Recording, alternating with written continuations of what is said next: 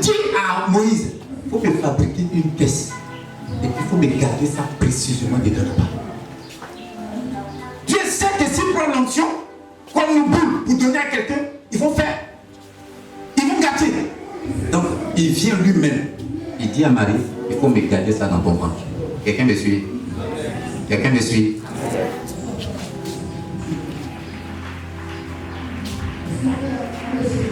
Donc si on vous demande il y a combien d'objets dans l'âge la présence de Dieu, c'est ce qui est là. Amen.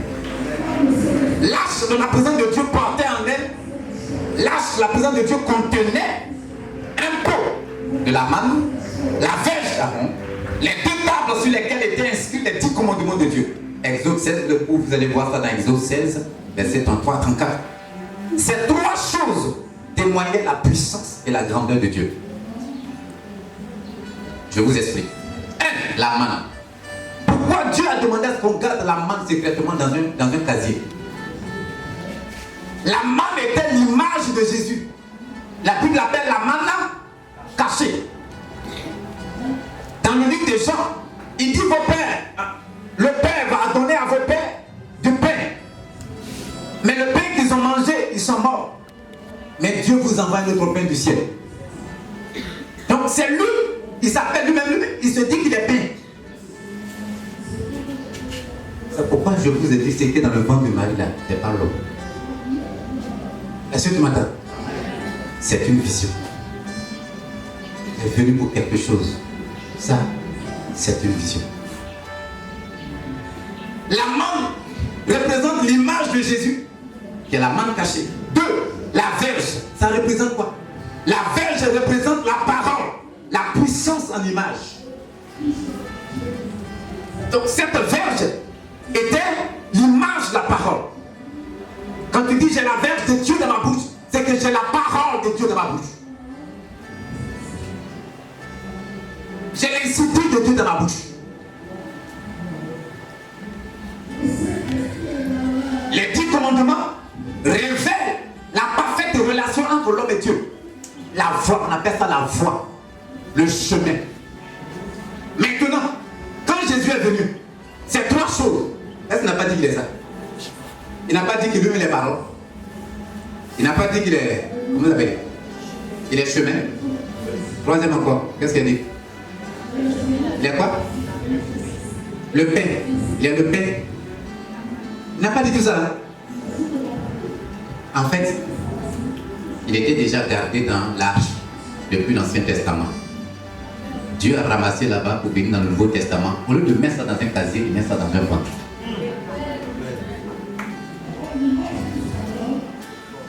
Ce n'est pas un homme, c'est une vision. Dieu se déclare chaque jour avec ce qu'il a gardé, il avance avec ça. Mais chaque jour qu'il avance, il change d'image avec ça.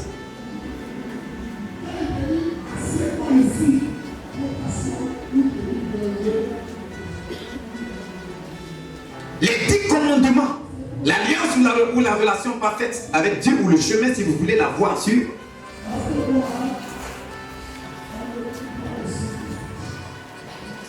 L'arche n'était pas vide. Dis à quelqu'un, l'arche n'était pas vide. L'arche n'était pas vide. Ça ne peut pas être vide. Ça ne peut pas être vide. Mais toi, tu croyais que c'était vide, non? Qu'est-ce que les gens se devaient pas dire là? C'était vide. Non, ce n'était pas vide. Ce sont ces trois petites choses qui étaient dedans.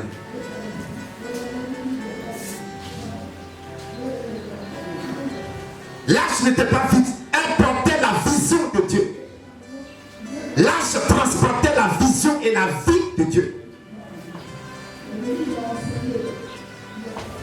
Marie n'était pas vide. Dans son ventre, elle transportait la vision de Dieu. L'arche d'Israël n'était pas vide. Dans la caisse, il y avait la vision de Dieu. Je suis venu dire à quelqu'un, sois un porteur de vision. J'ai dit, sois un porteur de vision. Amen. Ici, l'arche en question représente l'Église. L'Église qui doit porter en elle des signes de la démonstration de Dieu. Dieu dit, vous direz à vos enfants, plus tard, que j'ai fait pousser une branche, j'ai fait pousser des fruits sur une branche qui n'était pas sur un tronc. La branche a été enlevée de son tronc et le lendemain, j'ai donné des fruits. Vous leur direz ça. Vous leur direz que moi aussi, vous aviez eu besoin de manger dans le désert. J'ai fait tomber des baguettes de pain du ciel pour que vous mangez. Il n'y a pas de boulangerie, mais vous avez mangé pain quand même. Donc gardez ça dans le pot pour leur dire ça. Et c'est moi qui ai fait ça. Ici, dites-leur que vous n'aviez pas d'éducation. Mais quand je vous envoie dans le désert, je vous ai donné une façon de vivre. Dites-leur ça. Dans les 3 choses-là, gardez ça en secret. Vous allez dire ça à vos enfants plus tard. Voici pourquoi elle a gardé ça dedans. C'est un signe de témoignage pour le futur. L'arche représente l'Église qui doit porter en elle les signes de la démonstration de Dieu. Dis, je porte en moi les signes de la démonstration de Dieu. Je porte en moi les signes de la démonstration de Dieu. Et l'Église, c'est l'image de chaque chrétien qui doit porter en lui quelque chose qui rappelle la capacité de Dieu. C'est-à-dire, quand on te voit, on doit savoir que Dieu existe. Dis Amen pour toi-même. Amen. C'est-à-dire, quand on te voit, on doit savoir que ton Dieu existe. C'est ce que j'appelle porter en soi la vie de Dieu. Mais je vais attirer votre attention. Il est arrivé parfois où des personnes, les ennemis d'Israël, ont réussi à transporter l'arche de Dieu sans même qu'il y ait une démonstration de puissance. Vous vous souvenez qu'il y a des moments où les Philistins ont transporté l'arche au bâtiment, n'est-ce pas? Alors que la Bible nous dit que quand l'arche a été fabriquée, personne ne pouvait s'approcher de ça. Tellement Dieu était là. Mais à quel moment et comment les ennemis ont pu charger l'arche pour aller chez eux? Qu'est-ce qu'il y a eu quoi? C'était qu'est-ce qui faisait peur aux gens? Parce que ça démontrait la présence de Dieu. Et pourtant, des païens sont venus sur le Saint-Bobadi sans que quelqu'un ne meure dedans. Tout ça normal. Est-ce que ça montre que ton Dieu est fort? Quand c'est comme ça. Mais en vérité, il est fort. Mais qu'est-ce qui s'est passé pour que les gens transportent la charge sans se faire tête au bâti? Et puis ils n'ont même pas respecté les principes. Aucun lévite, rien, aucun sacrificateur, personne. Ils ont soulevé, ils ont pris des païens quelque part, ils ont soulevé au bâti. Et puis personne n'est mort. Mais vous vous souvenez, lorsqu'ils sont allés chercher pour venir dans la cité de David et que Isa a touché, qu'est-ce qui s'est passé? Mais pourquoi ils ont pas mort? C'est Jésus, aide-moi. Dis Seigneur, aide-moi. Seigneur, aide-moi.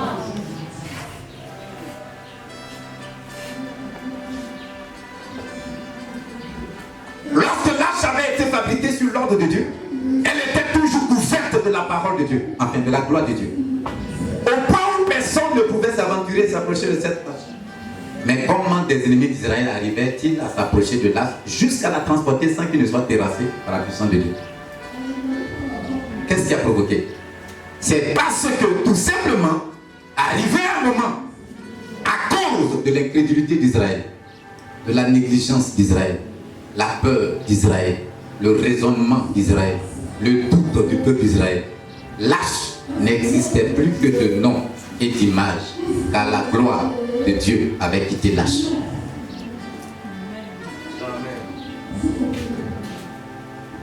Dieu n'était plus avec l'arche, il avait quitté l'arche.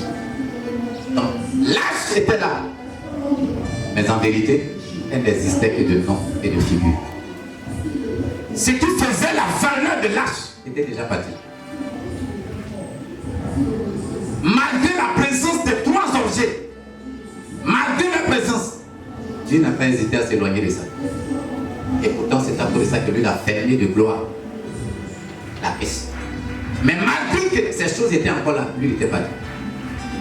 Et comme il était parti, les gens ont pu transporter ça pour partir. C'est son floco qui était là qui a fait que Dagon est tombé. Donc ça veut dire que si Dieu lui-même était là, c'est parce que Dagon allait prendre feu.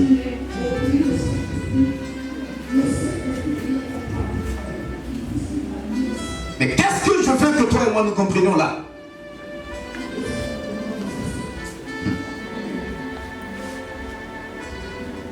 Voici comment, jusqu'aujourd'hui dans nos églises, on trouve encore des chrétiens qui sont vides. Il y a des chrétiens qui sont encore vides. Il n'y a rien de Dieu en eux. Rien de ce qui appartient à Dieu en eux. Il n'y a pas la vie de Dieu en eux. Ils vont à l'église, mais un marabout, un féticheur, un sorcier peut les atteindre facilement, à n'importe quel moment. Ils sont vides. Ils portent le nom de chrétiens, mais au plus profond d'eux-mêmes, il n'y a rien de rassurant. Ils sont carrément vides. On transportait lâche, mais Dieu n'était pas avec lâche. Et pourtant, c'était le signe que Dieu existait. Mais Dieu n'y était pas capable. Qu'est-ce qui fait que on trouve dans nos églises des chrétiens qui sont zélés mais qui sont vides? En fait, ils ont peur de porter la vie de Dieu, la vision de Dieu en eux, de transporter Dieu en eux. Et quand tu refuses de transporter Dieu, tu deviens vide. Tu vas à l'église, mais tu es vide. Amen. Amen. Ce sont des chrétiens qui ont peur le plus souvent des responsabilités à l'église et qui ont peur de faire des sacrifices pour l'église de Jésus, pour l'œuvre de Dieu. Tous ceux qui ont peur de faire des sacrifices pour l'œuvre de Dieu sont des chrétiens vides. Je vais vous donner la preuve. Quel type de chrétien qui fait peur à Satan? On n'a pas besoin de faire 31 jours de jeûne. Il y a certaines choses qui font. On fait peur à Satan.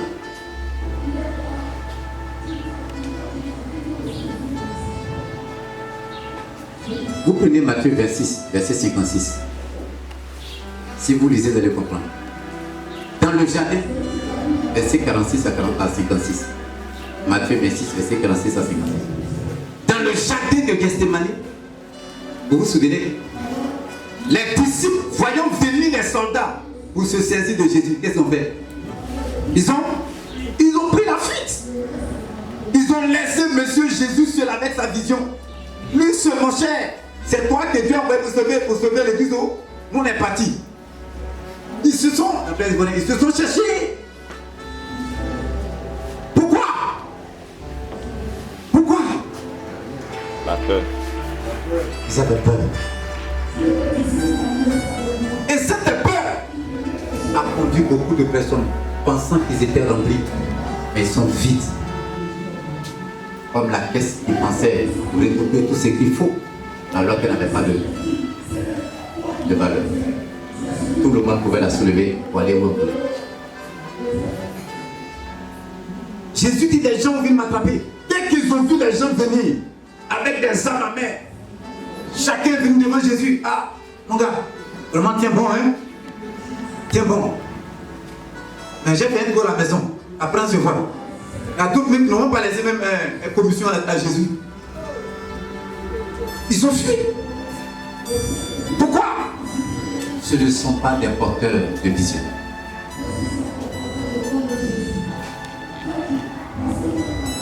Est-ce que tu m'entends?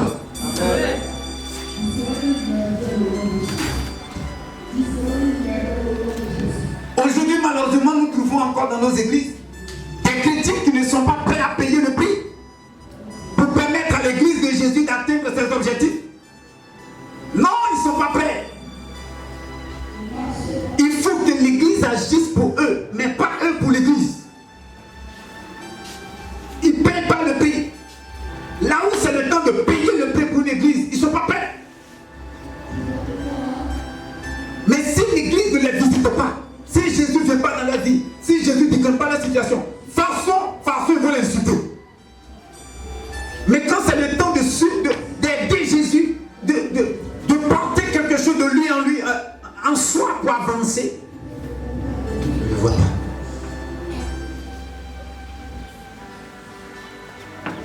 La maman de Pierre et Jean, ce sont eux ou Jacques?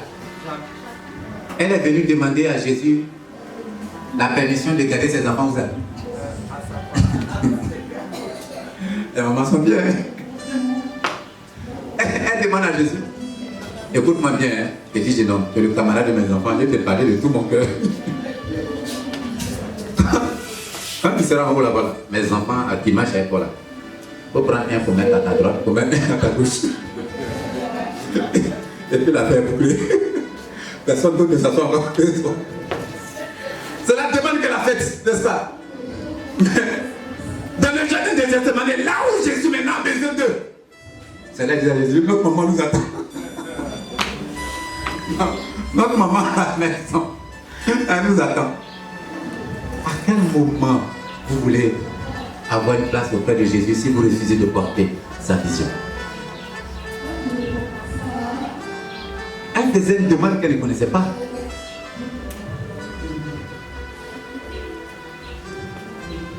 Pierre dit à Jésus, même si tu meurs, je mets à toi. Jésus dit, Pierre. Il dit, oh c'est petit ça. Même si la main descend, moi, je prends ta place. Toi tu vas derrière. Jésus lui dit, tu ne sais pas quelle boisson, tu ne sais pas quelle coupe je vais boire. Peut-être, tu vas boire pour toi plus tard, mais pour moi, ça, tu ne peux pas boire. Il faut laisser. Moi, on a vu toutes les coupes ici dans le quartier là. Je pense que c'est quelque chose de Chapalo. Il n'a pas compris que c'est autre chose. Quand dans le jardin de Gethsémani là, il a vu la coupe.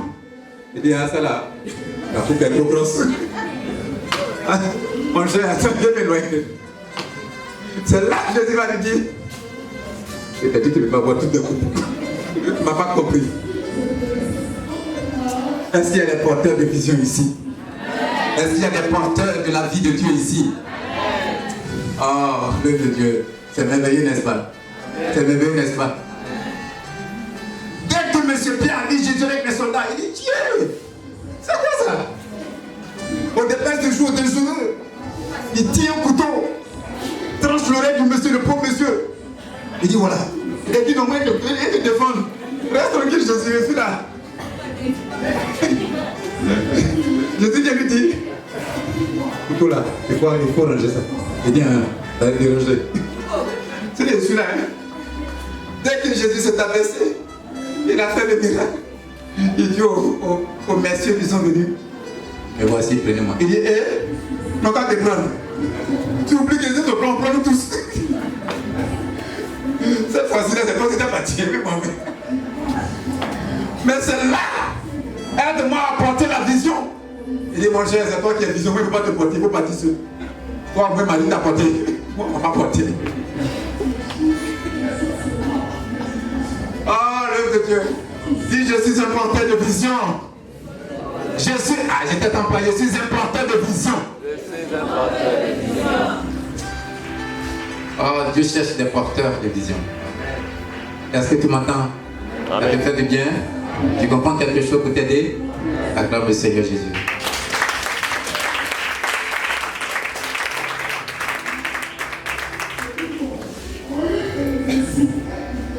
Ils ont peur de porter la vie de Dieu, de porter la vision de Dieu en eux.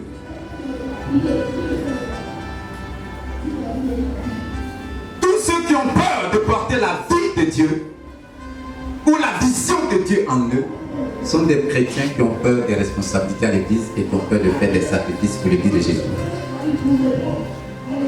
Exemple, on a dit tout à l'heure Matthieu chapitre 6. Les gens qui ont parlé avec Jésus. Maintenant, ils doivent aider Jésus à sortir d'une situation. C'est là qu'ils ont fui. On les a plus vus. Dis avec moi, Jésus, je suis prêt pour toi. Je ne t'ai pas entendu, toi-même, il faut t'entendre dire ça. Jésus, je suis prêt pour toi. Toi-même, il faut t'entendre dire ça, il faut dépasser, j'entends pas. Jésus, je suis prêt pour toi. Aujourd'hui, malheureusement, nous trouvons encore dans nos églises des chrétiens qui ne sont pas prêts à payer le prix pour permettre à l'église de Jésus d'atteindre ses objectifs. Ce qui fait que la présence de Dieu est absente dans leur vie. Alors, qu'est-ce qui provoque la présence de Dieu dans nos vies? C'est le fait de porter la vision de Dieu. Si vous ne portez rien en vous, c'est que vous êtes vide. Si Dieu ne voit rien de lui en vous, il ne peut pas être avec vous. Est-ce que vous comprenez? Amen. Si Dieu ne voit rien de lui en vous, il ne peut pas être avec vous. Il ne vous donne pas sa présence. C'est pour cela que les disciples, à tout moment, fuyaient. Et plus ils fuyaient, ils ne pouvaient pas recevoir les choses de Dieu.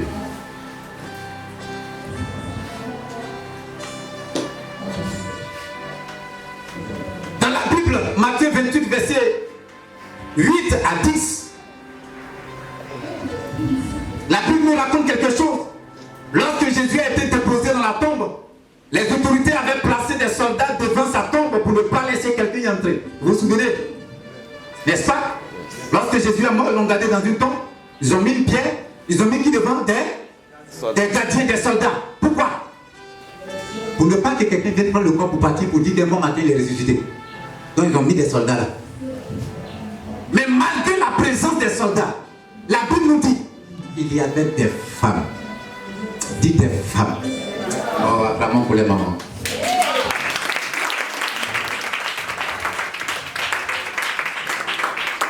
La Bible dit, il y avait des femmes qui se rendaient quand même sur la tombe de Jésus pour nettoyer et verser quelques parfums. Elles avaient en elles la démangeaison dans le cœur de sauver l'œuvre de Dieu. Elles se sont dit, ça ne doit pas finir comme ça. Même s'ils l'ont enterré, mais nous continuerons de faire connaître au monde entier que quelqu'un a existé. Malgré la présence des soldats, excusez-moi du terme, elles s'en foutaient. Elles partaient quand même. Pendant que les Pierre, les Jean, les Jacques, les gros gaillards étaient cachés quelque part et ils s'étaient retournés à la pêche. Les femmes, elles voulaient faire savoir que Jésus a existé. Si c'est ce que vous voulez nous faire dire, vous voulez faire taire, nous, on va révéler au monde entier qu'il a existé. Les gens disent, mais si vous parlez de lui, vous êtes foutus, si vous partez là-bas, c'est comme si les gens vont se souvenir qu'il y a toujours quelqu'un qui est couché encore là-bas. Et puis nous, on s'en fout, on va partir. Oh, les femmes, quand elles veulent, elles font des choses du ciel.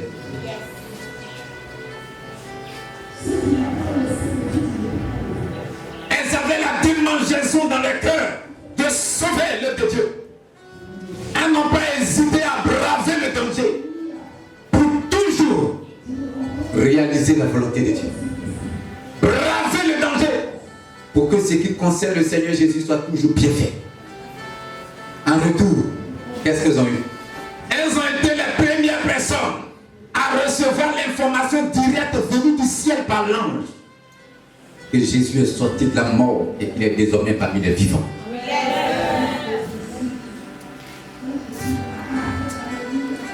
L'ange descend, il voit les femmes.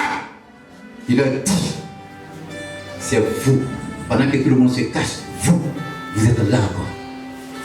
Allez dire aux autres. Moi je vous charge directement du ciel. Allez dire aux autres que le problème est réglé. Pendant que les autres étaient cachés, ces femmes, on venait de leur donner de transporter quelque chose pour l'humanité. Mais où étaient ces gros gaillards qui marchaient avec lui? Ces gros gaillards qui attrapaient le sac de Jésus. Ces gros gaillards, où ils étaient? Ceux-là qui étaient censés donner l'évangile. Non, c'est pas eux. Quelques femmes, 3 femmes, Marie et Madeleine, qui transportent la bonne nouvelle pour l'humanité. L'ange s'est présenté auprès d'elles parce qu'elles avaient en elles la démangeaison de sauver l'œuvre de Dieu. L'ange leur a fait porter la vision de Dieu parce que c'est elle qui était là, qui se préoccupait de ça. Il leur a confié cette responsabilité pour l'humanité. Dieu n'est pas avec nous quand on ne se préoccupe pas de ce qui l'intéresse, de ce qui le concerne.